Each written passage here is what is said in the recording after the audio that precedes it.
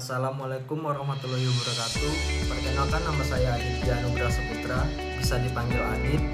Saya berasal dari Provinsi Sumatera Barat, tepatnya di Kabupaten Sijunjung, Kecamatan Sijunjung. Usia saya sekarang 21 tahun dan saya berkuliah di Universitas Amikom Yogyakarta, Fakultas Ekonomi dan Sosial, jurusan Ilmu Komunikasi.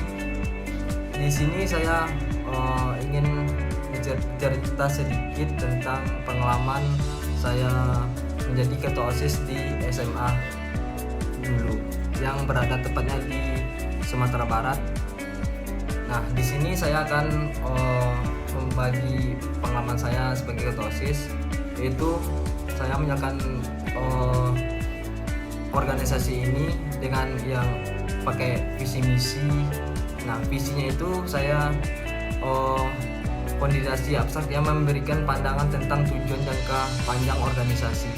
Dalam konteks organisasi siswa intrasekolah, visi yang dinyatakan menjadi lembaga OSIS SMA yang inovatif, berdaya asing dan menjadi inspiratif bagi siswa untuk mencapai potensi maksimal mereka.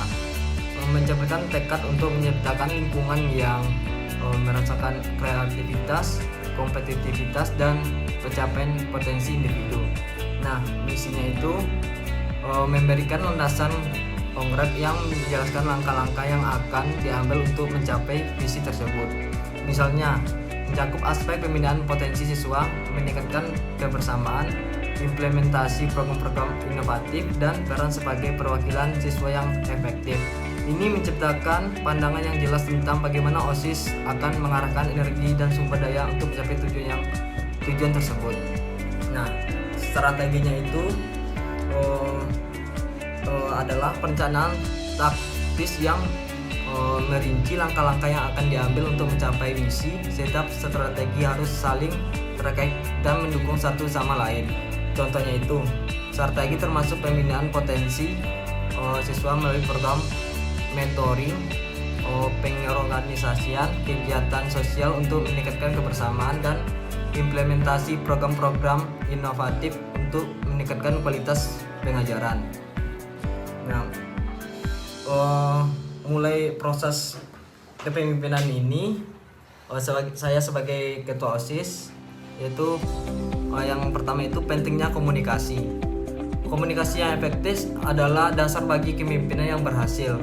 Kepemimpinan yang dimulai dengan membangun hubungan yang baik melalui komunikasi tersebut, membantu mendengarkan aspirasi dan kebutuhan anggota serta menyampaikan dengan jelas visi misi rencana kerja yang telah disusun. Nah, rencana awalnya itu membuat rencana kerja yang terstruktur dan terstruktur adalah kunci untuk memberikan arah yang jelas. Rencana ini tidak hanya mencakup langkah-langkah konkretnya, tetapi juga menetapkan target waktu yang realitas dan memberikan tanggung jawab kepada anggota OSIS. Nah, saya akan menjelaskan visi misi secara rinci. Itu yang pertama itu rapat pengenalan. Rapat pengenalan itu menjadi platform penting untuk menyampaikan visi misi kepada anggota kita. Penggunaan presentasi visual, brosur informatif, dan forum diskusi dapat membantu menjelaskan dengan lebih rinci tujuan organisasi. Yang kedua itu ada workshop dan pelatihan. Pelatihan itu dapat menciptakan kesempatan untuk memahami visi misi secara lebih mendalam, melibatkan anggota dalam diskusi aktif, latihan peran, atau studi kasus dapat membantu mereka meresapi nilai-nilai organisasi. Nah, yang selanjutnya ada cara menghadapi masalah. Itu dengan yang pertama itu ada itu kayak masalah internal.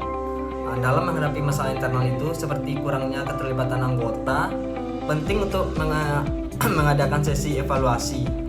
Diskusi terbuka dan konstruktif di dalam rapat anggota dapat membantu mengidentifikasi hambatan dan mencari solusi bersama. Nah, yang keduanya itu ada masalah eksternalnya. Nah, untuk memecahkan masalah tersebut, sepertinya dugaan yang kurang tidak dari pihak sekolah, dibutuhkan pendekatan diplomatis, membangun hubungan yang kuat melalui komunikasi efektif atau presentasi pencapaian OSIS, dan merespons secara positif terhadap masukan pihak sekolah dapat membuka pintu untuk dukung lebih besar.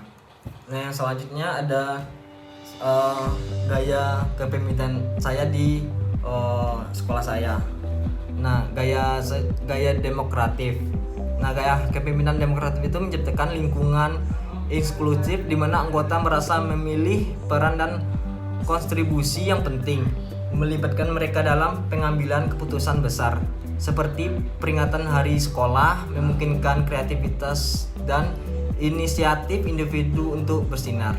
Nah, contohnya itu seperti peringatan hari sekolah, anggota OSIS dapat diajak untuk mengusulkan ide-ide untuk tema acaranya yang mau diadakan, menyelenggarakan kegiatan tambahan atau merancang dekorasinya. Dengan demikian mereka tidak hanya melaksanakan tanggung jawab tertentu tapi juga merasakan dampak langsung dari kontribusi mereka terhadap kesuksesan acara tersebut. Dengan kombinasi visi misi yang kuat, strategi yang terstruktur dan kepemimpinan yang melibatkan OSIS dapat menjadi agen perubahan yang signifikan dan menginspirasi bagi seluruh siswa di sekolah tersebut. Nah, itu pengalaman saya sebagai ketua OSIS di sekolah saya.